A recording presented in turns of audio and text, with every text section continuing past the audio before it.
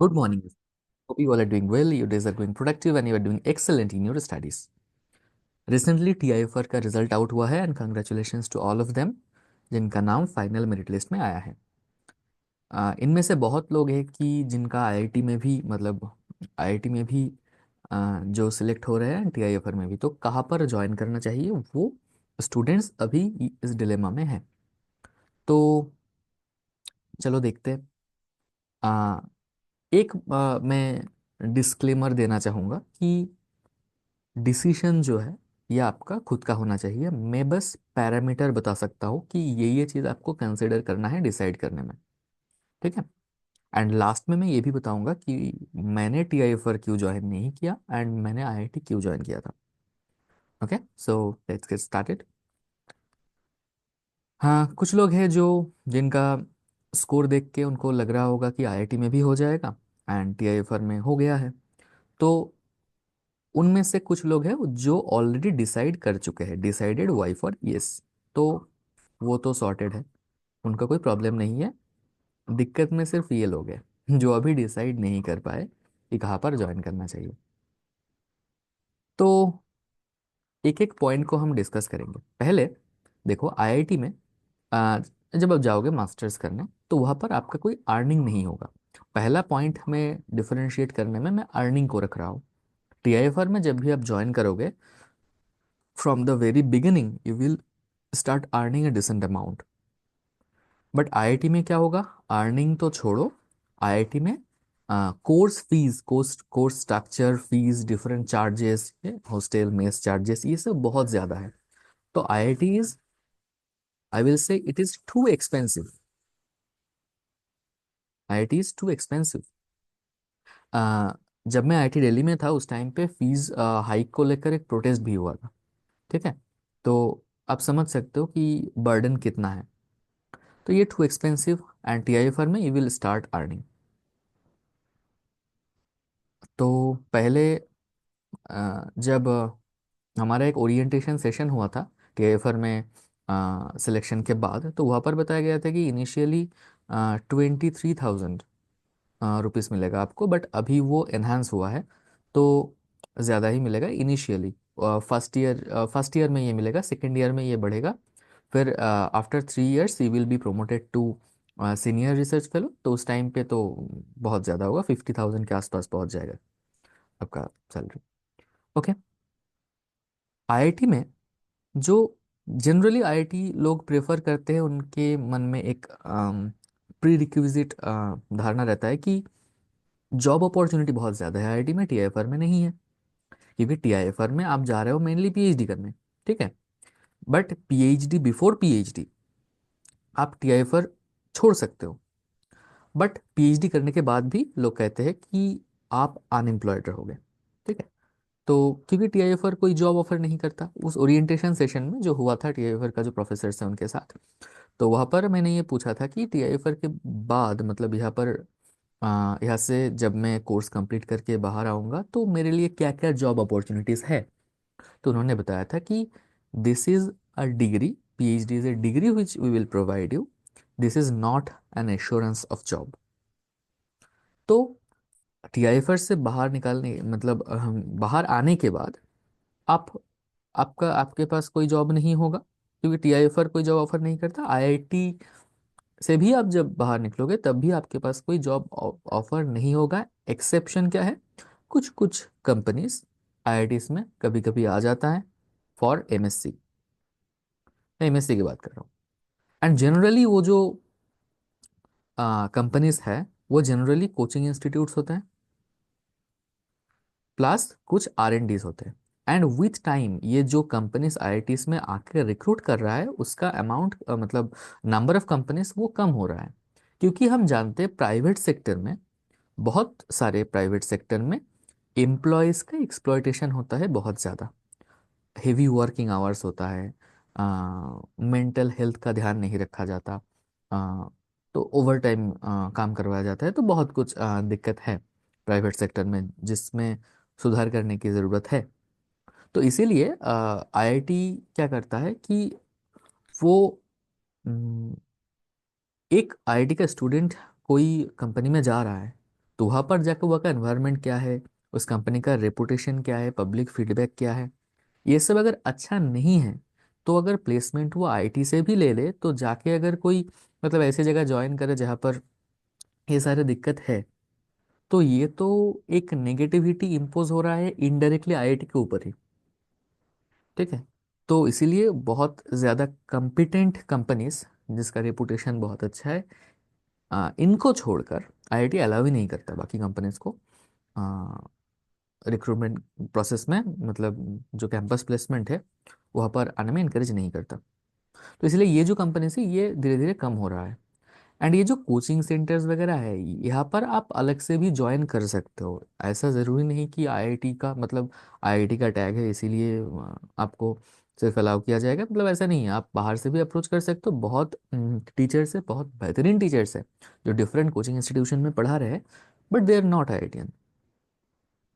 IITian IIT का tag आपको अच्छा टीचर नहीं बनाता, आपका टीचिंग स्किल बनाता है।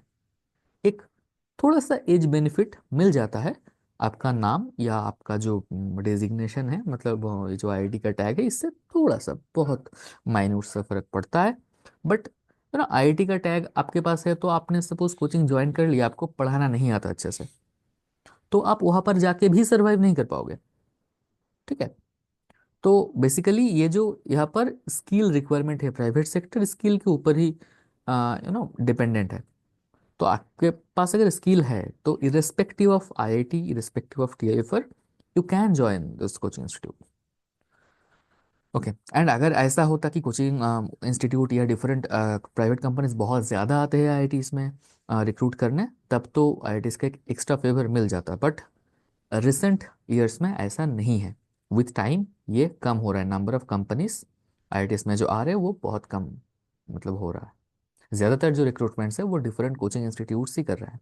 अपने बैच में मैं बताऊँ तो 60 स्टूडेंट्स में से नियरली अबाउट 40 स्टूडेंट्स वो डिफरेंट कोचिंग सेंटर में चले गए। ठीक है। तो यही है, आ, मतलब आईआईटी दिल्ली का यही हाल है। तो बाकी आईआईटीज में तो इतना कंपनीज आते भी नहीं है जितना आईआईटी दिल्ली में आते हैं या बॉम्बे में कानपुर में आते हैं। बाकी जो लोअर आईआईटीज है, मतलब I am not defaming them, but वहाँ पर इतने कंपनीज भी नहीं आते और इतना मास रिक्रूटमेंट भी नहीं होता इतना ज़्यादा। तो ये अगर नहीं होता तो आपको फिर दूसरे एग्ज़ाम के पीछे भागना पड़ेगा। मास्टर्स में सपोज आपका 2 साल या मतलब मास्टर्स या उसके बाद 1-2 साल प्रिपरेशन में, तो 3-4 साल तो आपका ऐसे ही चला जाएगा to start earning. But TIFR में स्टार्टिंग से ही आप ये अर्न कर मतलब अर्निंग स्टार्ट कर रहे हो, उसके बाद जाके ये अमाउंट बढ़ रहा है विथ टाइम। ठीक है। उसके साथ मतलब वो हाउस रेंट अलाउंसेस ये सब भी ऐड होता है, तो एक डिसेंट अमाउंट मिल जाता है वहाँ पर। तो जॉब के रिस्पेक्ट में आईआईटी का परफॉर्मेंस जो है, परफॉर्मेंस पहले से डिक्रीज हुआ है। ठीक है। आ, एक दूसरा एस्पेक्ट में इसमें ये भी बताना चाहूँगा कि टीआईएफआर में जब आप ज्वाइन करोगे तो after 3 years if you think कि मुझे कंटिन्यू नहीं करना, तो आप टीआईएफआर छोड़ सकते हो। वहाँ पर आपका एमएससी का डिग्री आपको मिल जाएगा।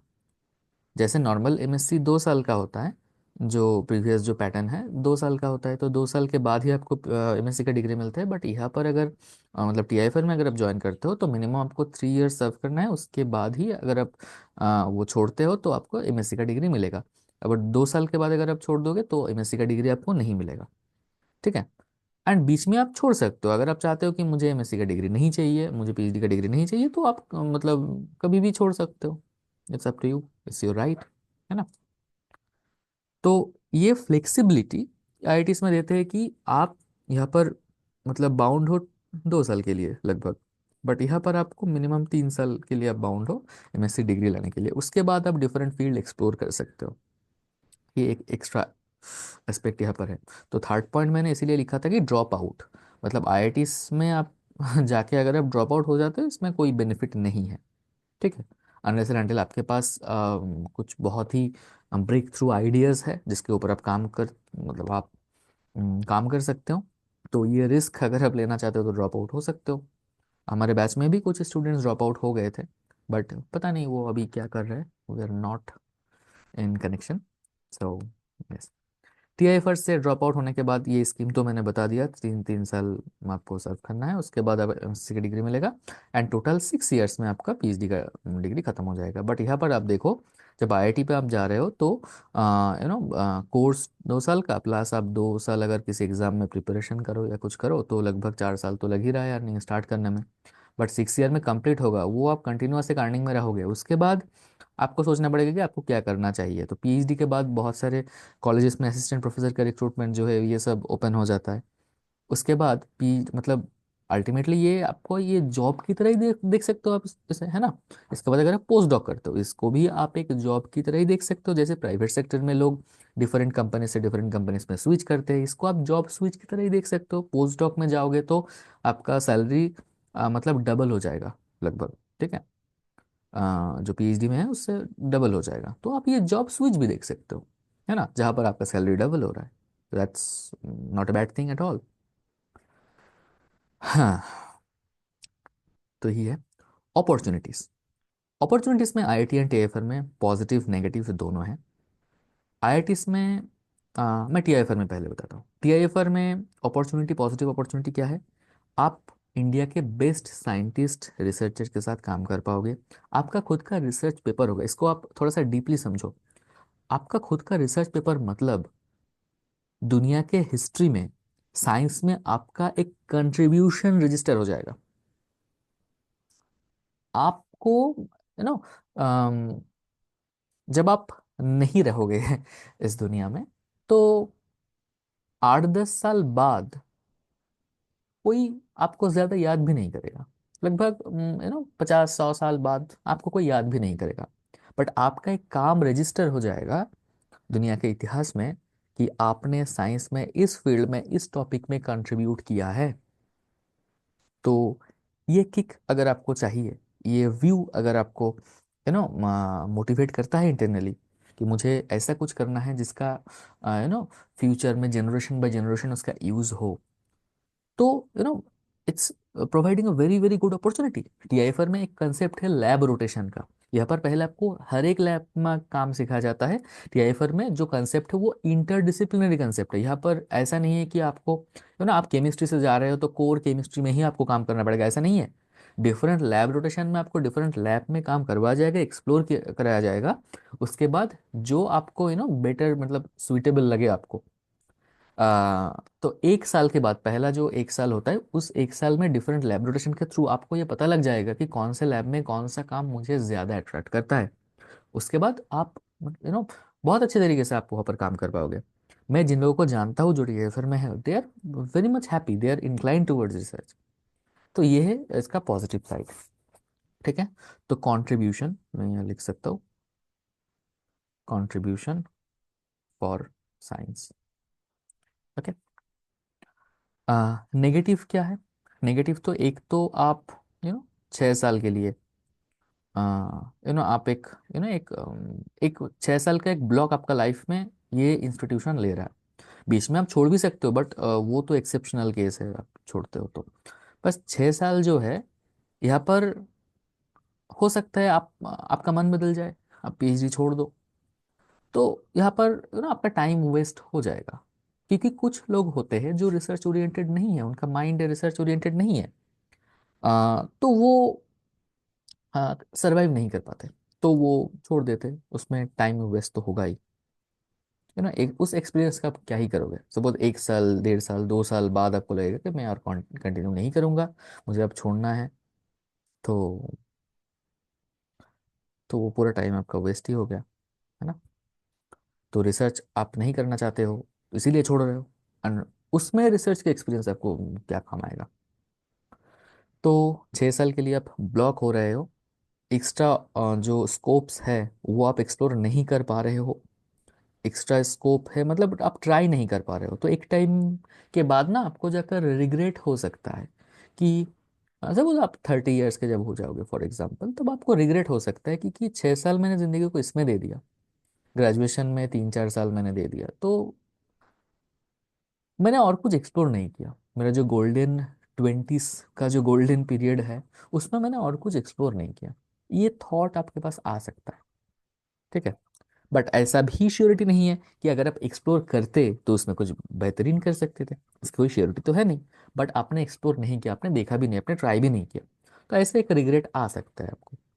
But that's not a very prominent thing to consider. तो यही है इसका नेगेटिव कि 6 साल में के लिए आप यहाँ पर ब्लॉक हो रहे हो। पॉजिटिव में मैं और एक चीज़ बताऊंगा। जो आईआईटीज का जो लैब्स है एंड जो डिफरेंट स्टेट यूनिवर्सिटीज का जो लैब है, रिसेंट टाइम्स में ये देखा गया है कि लैब में टॉक्सिसिटी बहुत बढ़ गया है। मैं बहुत लोगों को जानता हूँ जो पीएचडी कर रहे हैं एंड मेरे से डायरेक्टली कनेक्टेड है। ठीक है, हफ्ते में एक दो बार बातचीत हो जाता है। तो मुझे ज़्यादातर जगह से ये सुनने को मिल रहा है कि लैब में एक लैब टॉक्सिसिटी ये बहुत बढ़ गया है। Lab toxicity, lab politics and all, ये सब बढ़ गया है। आपको आप अगर कोई एक्सपीरियंस बंदा अगर ये वीडियो देख रहा है तो उसको समझ आएगा कि एक रिसर्च आप कर रहे हो, वहाँ पर जो रिसर्च पेपर बाहर आने के लिए आपको जो रिजल्ट चाहिए, कभी कभी वो मॉडिफाई किया जाता है। कभी कभी जो प्रोडक्ट आपका रिजल्ट नहीं दे रहा है, उसको शो ही नहीं करते कि ये फेल्ड है। जनरली ये शो ही नहीं करते क्योंकि उसमें आपका काम नहीं बन रहा है। ये तो रिसर्च नहीं हो सकता है ना, क्योंकि ये तो फिर ऐसा हो गया कि मैं फाइनली एक जो ट्रू स्टेटमेंट है उसको फॉलो करके चल रहा हूँ। रिसर्च है कुछ ट्रूथ को ढूंढना, डिफरेंट अप्रोच से जाना। बट यहाँ पर जनरली ऐसा देखा जा रहा है कि जो कोर स्टेटमेंट है इस रिएक्शन में यही होता है। ठीक है, ये एक दो लगा, दो तीन रिएक्शन, दो तीन प्रोडक्ट ये रिएक्शन दे रहे, फिर एक मतलब एक धारणा बन जाता है कि इसको ही स्टैब्लिश करना है। तो जो जो प्रोडक्ट ये रिएक्शन दे रहे हैं उस प्रोडक्ट पे एक्सपेरिमेंट करो और बाकी एक दो फेल्ड रिएक्शन दिखा दो, तो हो जाएगा आपका, है ना। ऐसे बहुत रिसर्च पेपर ऐसे ही भी बाहर आ रहा है।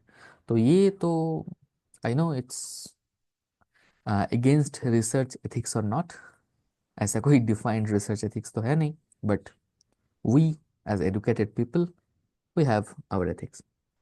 सो ये है, ये जो लैब टॉक्सिसिटी ये है, ये टीआईएफआर में बहुत कम है। ये टीआईएफआर में बहुत कम है, टीआईएफआर में ऐसे सुनने को नहीं मिलता। ठीक है, क्योंकि वो डेडिकेटेड इंस्टीट्यूट है रिसर्च के लिए। हाँ, थोड़ा सा ओवर टाइम हो सकता है, थोड़ा सा लैब का बर्डन हो सकता है, ये हर जगह होगा आपको जनरली आईआईटीज में एंड जो स्टेट यूनिवर्सिटीज है वहाँ पर और भी ज़्यादा होगा।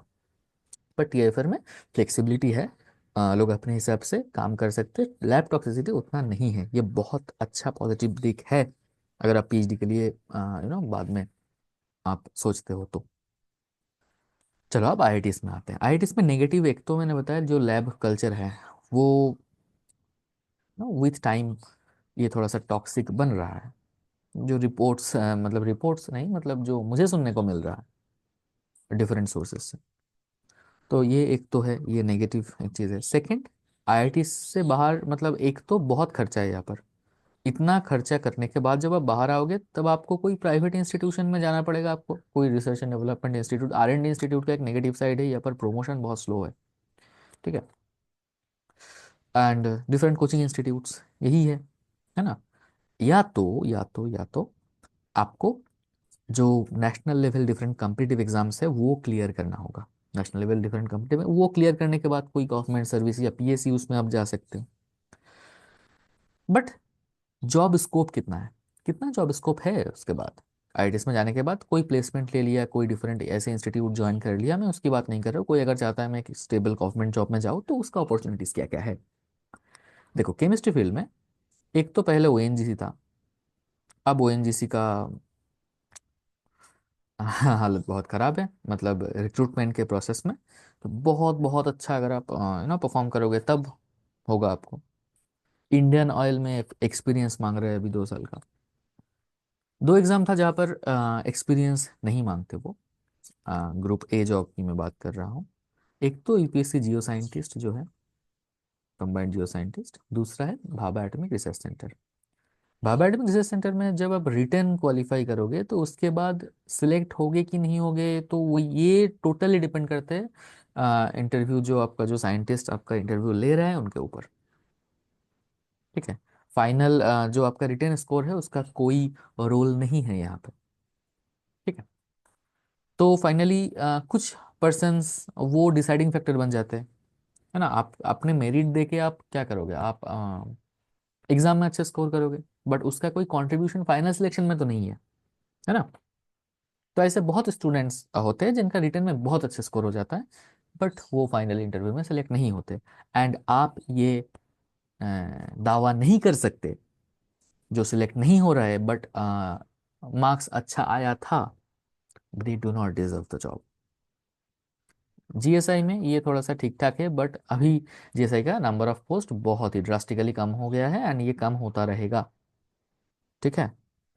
जीएसआई का कितना पोस्ट आया है ये थोड़ा सा आप खुद रिसर्च करके देखो, लास्ट 2-3 साल में कितना वैकेंसी निकलता था एंड 2025 का इससे कंपेयर करो, एंड विथ टाइम ये कम ही होगा।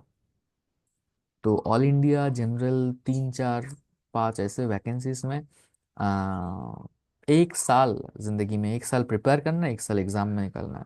आ, अभी कितना वर्दी है ये तो यू नो आप डिसाइड करो खुद। बट एक बार अगर आप इस जॉब में मतलब ऐसे जॉब में चले गए तो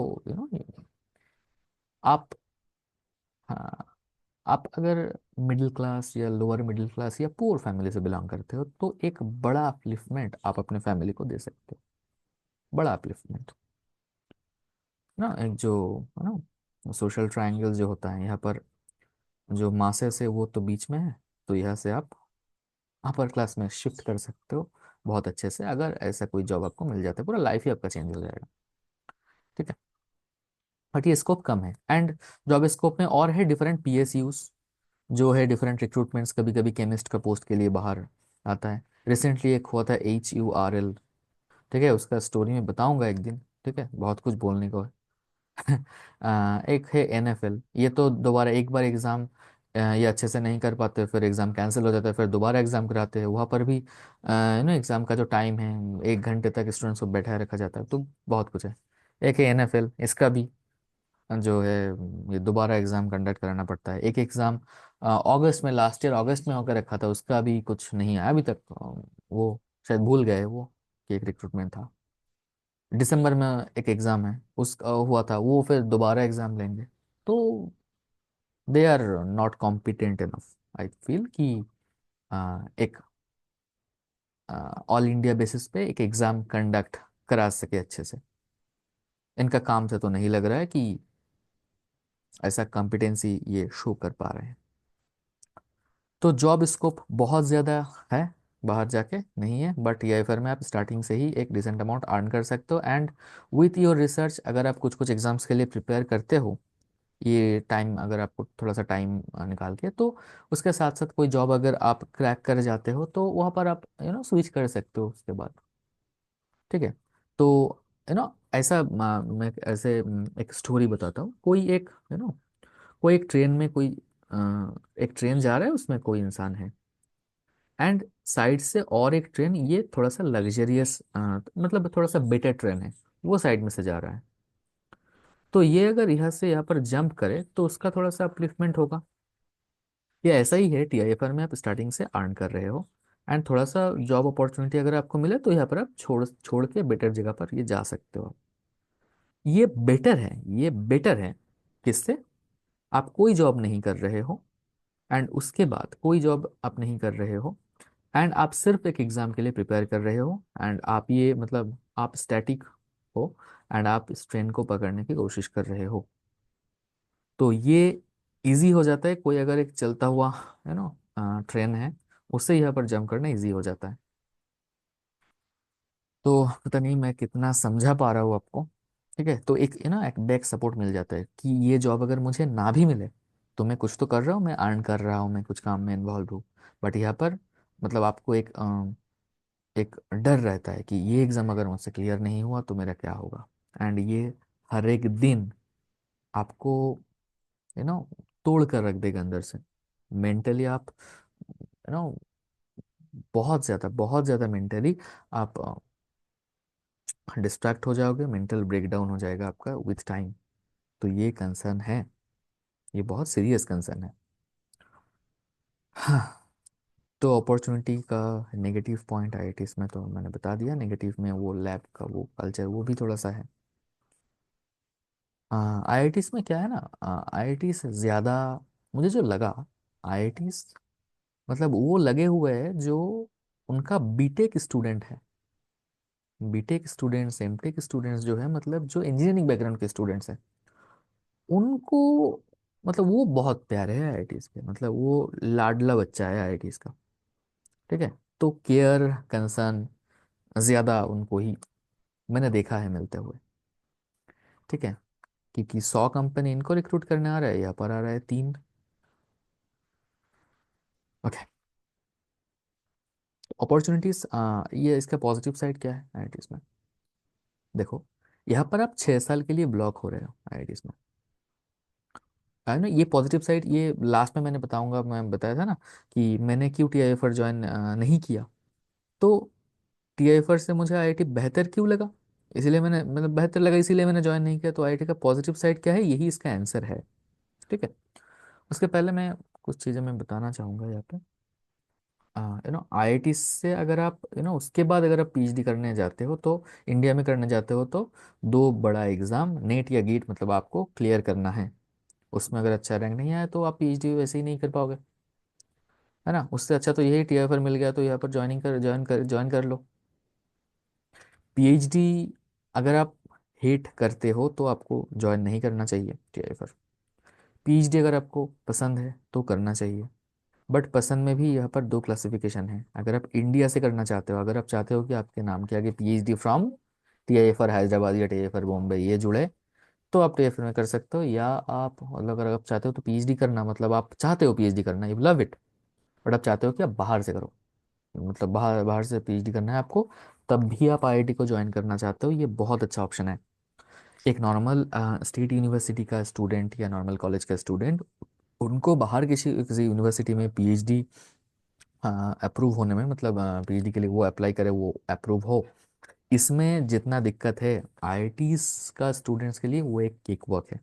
ठीक है, आपको अच्छे से सीवी बनाना है, आपको प्रोफेसर का रिकमेंडेशन है, प्रोफेसर का रिकमेंडेशन ही कई कई बार ये इनफ होता है बाहर अच्छे कंट्रीज में, यूरोपियन कंट्रीज में, Germany, US, UK, Korea, Japan, China. तो यहाँ पर पीएचडी करने में प्रोफेसर का रिकमेंडेशन ही काफ़ी होता है कई कई बार, एंड एक फॉर्मल इंटरव्यू भी होता है। ये आईआईटीज ये बहुत बेहतरीन जगह है। अगर आप पीएचडी करना चाहते हो तो आप टीआईएफआर भी ज्वाइन कर सकते हो, या आईआईटी में जाके उसके बाद आप बाहर जाके पीएचडी कर सकते हो। बट यहाँ पर आपको आ, देखो, अगर आईआईटीज में जाते हो तो सपोज आपका 2 साल लगेगा, प्लस पीएचडी अगर आप बाहर जर्मनी या कोरिया से करते हो तो वहाँ पर आपको 3 साल, 3 to 3.5 ईयर्स आपको लगेगा। तो 5.5 या ऑन एन एवरेज 6 ईयर्स आप मान लो, तो इसमें आपका पीएचडी कंप्लीट हो जाएगा। एंड इसमें आपका आपका सीवी में एक आईआईटी से मास्टर्स भी होगा, एंड बाहर यूनिवर्सिटी का बहुत बेहतरीन वर्ल्ड के टॉप मोस्ट यूनिवर्सिटी से पीएचडी का डिग्री भी आपके पास होगा। बट टीएफआर में तो सिर्फ एक ही डिग्री होगा, आपका पूरा पीएचडी का एक ही होगा। बट टाइम देखो ना, लगभग सेम ही लग रहा है ना, लगभग 6 साल ही लग रहा है पीएचडी कंप्लीट होने में। तो अगर आप पीएचडी करना चाहते हो तो यही है टीआईएफआर जाने का मतलब। आप देखो, आप किसको, मतलब आपके नाम के साथ, आपके कैरेक्टर के साथ, आपका सोशल स्टेटस के साथ आप क्या इंक्लूड करना चाहते हो। आईआईटी से मास्टर्स, उसके बाद बाहर किसी अच्छे यूनिवर्सिटी से पीएचडी, या आईआईटी में मतलब टीआईएफआर से सीधे पीएचडी स्टार्ट 6 साल का। ये इसमें दिक्कत क्या है, इसमें खर्चा बहुत है भाई। आईआईटी इसमें तो मैंने बताया टू एक्सपेंसिव है, उसके बाद बाहर जाना है, ये सब करना है ना। तो यूरोपियन कंट्रीज में जाओगे तो बहुत सारा, मतलब बहुत अमाउंट आपको दिखाना पड़ता है। कुछ कुछ कंट्रीज में ऐसा है कि आपका 1 साल का जो खर्चा होगा वहाँ पर, तो उतना अमाउंट आपको बैंक अकाउंट में दिखाना होता है। खैर उसका भी इंतज़ाम हो जाता है। यस, पीएचडी अगर आप हेट करते हो तो आपको अभी ज्वाइन नहीं करना चाहिए। अगर आप कंफ्यूज हो तो आई वुड सजेस्ट कि आप थोड़ा सा टाइम लो। पीएचडी का तो मतलब टीआईएफआर में ज्वाइन करने का एक डेडलाइन होगा, तो आप अगर कंफ्यूज हो तो थोड़ा सा टाइम आप लो, एंड आप सोचो। आपका अगर कन्फ्यूजन का कारण मैं यही बताऊँ, यहाँ पर टीआईएफआर में बता रहा हूँ, यहाँ पर आईआईटी के लिए बता रहा हूँ। तो मतलब पीएचडी या नॉन पीएचडी, अगर आप ऐसे ज़ीरो में हो तो थोड़ा सा टाइम लो, देखो कि आपका ये निडल किस तरफ थोड़ा सा इंक्लाइन हो रहा है, थोड़ा सा टाइम लो।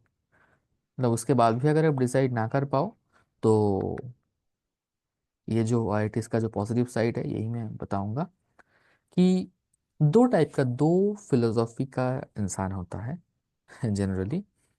जैसे हमारे टाइप का जो स्टूडेंट्स हैं, जैसे देखो, ये थोड़ा सा मैं अलग से टॉपिक से हट के बात करने जा रहा हूँ। कुछ लोगों को ऐसा लगता है कि हमारा जो लाइफ है, इससे आप चाहते क्या हो, है ना। देखो ना, मैंने जो बताया आपको, सपोज आप सरवाइव करते हो 60 ईयर्स, ठीक है। एवरेज एज तो कम ही हो रहा है, है ना, with time, with pollutions and all. एक रिपोर्ट आया था, दिल्ली का ऑन एन एवरेज 10 साल या 12 साल कम हो गया है, वहाँ के एक्सेसिव पॉल्यूशन की वजह से। खैर, 60 ईयर्स है। उसके बाद 20-30 साल बाद ऐसा टाइम आएगा कि कोई आपका नाम लास्ट बार लेगा जिंदगी में। फिर 50-60 साल बाद कोई आपको शायद याद भी नहीं करेगा। तो आपका लाइफ को डिफाइन करना है, ये जो थोड़ा सा लाइफ हमको मिला है, तो इसको आप कैसे डिफाइन करते हो, ये सोसाइटी डिफाइन नहीं कर सकता। ये आपको डिसाइड करना होगा, नॉट योर, मतलब neither your parents not your society. Parents भी नहीं, सोसाइटी भी नहीं, दोस्त भी नहीं है। आपको खुद को डिसाइड करना है कि आप लाइफ से क्या चाहते हो। एक पॉइंट ऑफ व्यू इसमें ये हो सकता है कि मैं एक ही फील्ड में बहुत अच्छे से कंट्रीब्यूट करूंगा। केमिस्ट्री फील्ड में अगर आप चाहते हो कि मैं एक ही फील्ड में बहुत अच्छे से कंट्रीब्यूट करूंगा, कि मैं उस फील्ड में मेरा कंट्रीब्यूशन की वजह से, मेरा काम की वजह से मैं जाना जाऊँ दुनिया में। तो एक ही फील्ड में, मतलब एक सपोज ये एक लैंड है, ठीक है। यहाँ पर ये सॉइल है, ये लैंड है। मतलब एक ही फील्ड में आप बहुत डीप जाओगे, तो यहाँ पर आप एक गड्ढा खोद खोद रहे हो, या आप बहुत डीप जाओगे, ठीक है। एंड ये इतना बड़ा जो गड्ढा आपने खोदा एक फील्ड में, इसके लिए आप दुनिया में जाने जाओगे। दूसरा पॉइंट ऑफ व्यू क्या हो सकता है कि मैं जो मेरा पॉइंट ऑफ व्यू है, कि मैं लाइफ में ना रिग्रेट मिनिमाइज करना चाहता हूँ। रिग्रेट मिनिमाइज करना चाहता हूँ। मैं सिर्फ एक ही फील्ड में, एक ही सब्जेक्ट में, एक ही टॉपिक में, एक ही डोमेन में खुद को रिस्ट्रिक्ट नहीं कर चाहता, मतलब नहीं करना चाहता। ये मेरे कैरेक्टर के साथ नहीं जाता, इंक्लाइन नहीं होता। मैं चाहता हूँ मैं कुछ और भी पढूं, मैं कुछ स्टोरी बुक भी पढूं, मैं फिक्शन भी पढूं, मैं स्टोरी भी लिखूं, मैं वॉइस ओवर भी करूँ, ठीक है। मैं गिटार भी बजाऊँ मैं गाना भी मतलब गाना भी गाऊँ, मैं स्टोरी भी लिखूँ, मैं मैगजीन में भी पब्लिश करूँ, मैं बुक पब्लिश करूँ, मैं डिफरेंट कोर्स डिज़ाइन करूँ, मैं यूट्यूब में ये करूँ। मतलब ये बहुत सारे चीज़ जो है, मुझे पता है कि मैं ये बहुत कुछ करने जाऊंगा, तो ओवरऑल ना एक फील्ड में जितना रिकॉग्निशन किसी को मिलेगा ऐसे जाके, एक फील्ड में वो बहुत टॉप में पहुंच जाएगा, वो मुझसे, मैं वहां पर नहीं पहुंच सकता, ठीक है। मेरा कर्व ऐसा ऐसा होगा, कुछ कुछ फील्ड में कुछ कुछ ऐसे ऐसे ऐसे ऐसे ऐसे कुछ होगा, ठीक है। बट ये मुझे पैशनेट लगता है मेरे लिए, कि बहुत सारे चीज मैं एक्सप्लोर कर पा रहा हूँ, क्योंकि नो हाँ, towards the end of life मुझमें ये रिग्रेट ना रह जाए कि मैं ये करना चाहता था बट मैं ये कर नहीं पाया, मैं ये करना चाहता था, मैं ये नहीं कर पाया, ठीक है। तो मैं हर एक चीज़ को, मतलब मैं ओवरऑल जानना चाहता हूँ, मैं जो पैशन है, जो काम करने में मुझे जेन्युइनली अच्छा लगता है, मैं वो करना चाहता हूँ। टीएफआर में अगर मैं जाता, तो लगभग मैं 6 साल के लिए मैं ब्लॉक हो जाता, तो अदर अपॉर्चुनिटीज में एक्सप्लोर नहीं कर पाता। अदर अपॉर्चुनिटीज में मे बी मुझे कुछ हासिल ना हो, फिर भी मैं वो एक्सप्लोर नहीं कर पाता, ठीक है।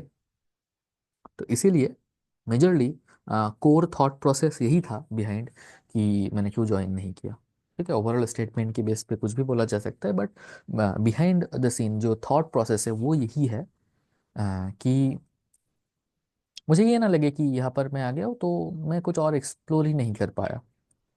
अ, चीज़ें एक्सप्लोर करना एंड उसमें फेल होना, ये भी मुझे मंजूर है, बट ये मंजूर नहीं है कि मैंने ट्राई नहीं किया, ठीक है। तो ऐसा एक एक बोला जाता है कि अम, आ, भटका वो नहीं है, भटका वो नहीं है आ, जो रास्ता भूल गया। आ, वो भटका हुआ है जो घर से कभी निकला ही नहीं। तो इसलिए तो घर से निकलना पड़ेगा, गलतियाँ करना पड़ेगा। एंड मंजूर है, मुझे पता चलेगा डिफरेंट फील्ड के बारे में, डिफरेंट सब्जेक्ट के बारे में, है ना। डिफरेंट, फॉर एग्जांपल मैं स्कूल लाइफ में हिस्ट्री, जियोग्राफी, ये सब मैं अच्छे से नहीं पढ़ा था कभी भी। तो वो मुझे पढ़ने में अच्छा लगता है। मैं different fiction, non fiction books पढ़ता हूँ। तो ये मुझे मतलब अच्छा लगता है करना। मैं कंटेंट क्रिएशन में, मतलब यूट्यूब में मैं, मुझे लगता था कि है ना, मैं टीचिंग का जो स्किल है, मैंने जितना भी कुछ सीखा है, मेरा ज़्यादातर जो एडुकेशन ही है वो बुकिश एडुकेशन ही था, मतलब डिफरेंट कोचिंग इंस्टीट्यूशन में नहीं। डिफरेंट जो फील्ड का जो बुक है, टॉप मोस्ट बुक है, वो सब पढ़ के ही मेरा जो, मैंने अपने नॉलेज को एनरिच किया है। तो वो अगर स्टूडेंट्स में वो थोड़ा सा इनकॉर्पोरेट किया जाए तो दैट बी बेटर। तो ये भी एक थॉट था। तो ये इसके लिए मैंने इंटरव्यू स्टार्ट किया। खैर,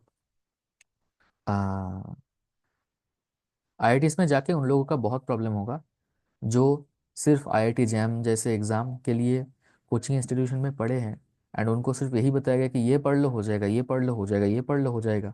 तो एक बिल्डिंग ब्लॉक उनका मजबूत नहीं है। तो उनको आईआईटीज में जाके बहुत दिक्कत मतलब फेस करना पड़ता है। बट पीपल आर कॉम्पिटेंट है ना, कि वो फिर बूस्ट अप कर जाते हैं, ठीक है। वो थोड़ा सा एफर्ट मार के वो इजी हो जाता है। यू नो, AC वर्मा जो है फिजिक्स टीचर, वो बोलते हैं कि ये एक इलीगल मेथड ऑफ टीचिंग है, जहाँ पर कोचिंग सेंटर्स आपको बता रहे हैं कि सिर्फ यही पढ़ो, इससे ये हो जाएगा एग्जाम। वो जानने की ज़रूरत नहीं है, यही पढ़ने की ज़रूरत नहीं है। तो ऐसे रिस्ट्रिक्ट करना अभी सही नहीं है, ठीक है। तो अगर आप एक बुक पढ़ो, मतलब कुछ कुछ बुक केमिस्ट्री फील्ड में हो तो यार क्लेडन तो यार पढ़ ही लो यार, मैं क्या ही बताऊँ आप। क्लेडेन, पीटर साइक्स, ये जो बेसिक बेसिक बुक्स है, ये आप पढ़ोगे तो आपका बिल्डिंग ब्लॉक बहुत मजबूत होगा, ठीक है। एक आर्ग्यूमेंट में आईआईटी में जाके, मैं एक बार बता रहा हूँ, एक एक क्वेश्चन को लेकर थोड़ा सा बहस हो गया था, ठीक है। तो मैंने प्रोफेसर को मतलब बता दिया कि इस बुक में यहाँ पर ये कॉन्सेप्ट मेंशन है, दैट्स इट। तो दिस इज माय रेफरेंस। तो ये आप रेफरेंस, आपका वॉइस में, आपका कंसेप्ट में कितना कॉन्फिडेंस होगा, ये कोचिंग सेंटर के कुछ टीचर्स की बातों में से नहीं आएगा, है ना। आप एक अच्छी जगह पर आप ये नहीं बोल सकते। अच्छी जगह मतलब कोई क्वेश्चन अगर आपको कहीं पे चैलेंज करना हो, है ना, यहाँ पर कोई आर्गुमेंट में, कोई डिबेट में अगर आपको ये करना, तो आपको देना पड़ेगा रेफरेंस। पहले उसमें रिसर्च पेपर को मान्यता दिया जाएगा, उसके बाद स्टैंडर्ड बुक्स को। रिसर्च पेपर तो खैर आप नहीं पढ़ते होंगे, बट स्टैंडर्ड बुक्स जो है उसका रेफरेंस बहुत कम है, क्योंकि आप बता सकते हो कि मैं इसीलिए ये बता रहा हूँ क्योंकि ऐसा ही सेम चीज़ें यहाँ पर इस बुक में यहाँ पर मेंशन है, and this is the reference. हाँ, तो ठीक है, हम टॉपिक से थोड़ा सा भटक गए, बट ये डिस्कशन थोड़ा सा ज़रूरी था। तो इसीलिए मैंने थोड़ा सा, मैं डिफरेंट डायमेंशन में मैं एक्सप्लोर करना मैं पसंद करता हूँ। मैं एक डायमेंशन में अगर मैं जाऊँगा तो मतलब मुझे पता है उस डायरेक्शन में मैं अच्छा ही करूँगा, बहुत अच्छा करूँगा। तो उसमें एक कोई टॉप में जाएगा, एंड लोग, बाकी लोग उनको ही देखेगा कि बहुत ऊपर चला गया, मतलब बहुत ऊपर, मतलब बहुत अच्छी जगह पर वो चला गया, एंड एक फील्ड में बहुत अच्छा कंट्रीब्यूशन उन्होंने किया है। बट मैं यहाँ पर ही रह जाऊँगा। बट आई नो कि मैं जो कर रहा हूँ, मैं डिफरेंट डोमेन में मेरा इतना ही नॉलेज है, मैं उतना ऊपर नहीं जा पाऊंगा। बट मेरा जो विस्तार है, ये एरिया इससे बड़ा होगा, समझ रहे हो। तो यही है जिंदगी में, मतलब दुनिया में जो जो हुआ है आज तक, different concepts, different theories, different domain का जो नॉलेज नॉलेज है, ठीक है। Different works, mostly literary works, ये मुझे बहुत पसंद है, ठीक है। अगर मैं साइंस की तरफ नहीं आता तो शायद मैं लिटरेचर की तरह ही मतलब तरफ ही जाता, अगर कोई फैमिली बर्डन नहीं होता तो, ठीक है। मेरा स्टोरीज भी पहले मैं लिखता था, तो वो डिफरेंट मैगजीन्स में भी पब्लिश होता था। तो एक मतलब एक टाइप ये सब एक लाइफ का एक बहुत ही पार्ट एंड पार्सल, एक पोर्शन था लाइफ का, जो अभी अभी धीरे धीरे मतलब छूट रहा है। बट वही है, वही जो है वो सब चीज़ ही करने में मज़ा आता है। तो ठीक है, कुछ ना कुछ तो हो ही जाएगा। चलो। एंड यूट्यूब में तो हुई जितना भी थोड़ा सा कुछ सीख पाया हूँ इस सब्जेक्ट को पढ़ के लास्ट 5-6 साल में, तो वही सिखाने की कोशिश करता हूँ एंड थोड़ा सा गाइड करने की कोशिश करता हूँ। That's it. So I think थोड़ा सा क्लैरिटी आपको मिला है कि कौन कौन सा कौन कौन सा फैक्टर्स है जिसको आपको कंसिडर करना चाहिए before deciding that should you join IIT और टीआई और नॉट। कुछ महीने पहले जो आरजीकर इंसिडेंट हुआ था बंगाल में, देश भर में प्रोटेस्ट हुआ था एंड इंडिया के बाहर भी वो प्रोटेस्ट गया था। उस टाइम पे मैं कुछ I raise my voice against that for for justice. तो ऐसे कुछ वीडियोस मैंने यूट्यूब में डाले थे, उसके बाद ही मेरा यूट्यूब चैनल बहुत ही मतलब डाउन हो गया है, कैसे हो गया है पता नहीं। बट इसलिए I request you to share this video. अगर आपने सब्सक्राइब नहीं किया तो सब्सक्राइब कर लीजिए and you want to if you want to share this तो शेयर कीजिए अपने दोस्तों के साथ या व्हाट्सएप स्टेटस में कहीं पर भी, क्योंकि पेज का रीच बहुत कम हो गया है, बहुत मतलब लोगों तक पहुंच ही नहीं रहा है वीडियो। पता नहीं कोई स्ट्राइक वगैरह आया है कि नहीं। मतलब वो जो जब मैं वो वीडियो डाला था जस्टिस फॉर, तो उसके बाद से ही ये हुआ है, ये यूट्यूब में बहुत ज़्यादा डिक्लाइन हो गया है। तो खैर, आई होप आपको ये डिस्कशन फ्रूटफुल लगा होगा। कोई डाउट या कंफ्यूजन या कोई भी क्वेरीज आपके पास हो तो आप कमेंट सेक्शन में बता सकते हो and you can share your thought process in the comment section. I will be happy to read that and answer them and respond to them. Thank you. जय श्री कृष्णा। राधे राधे।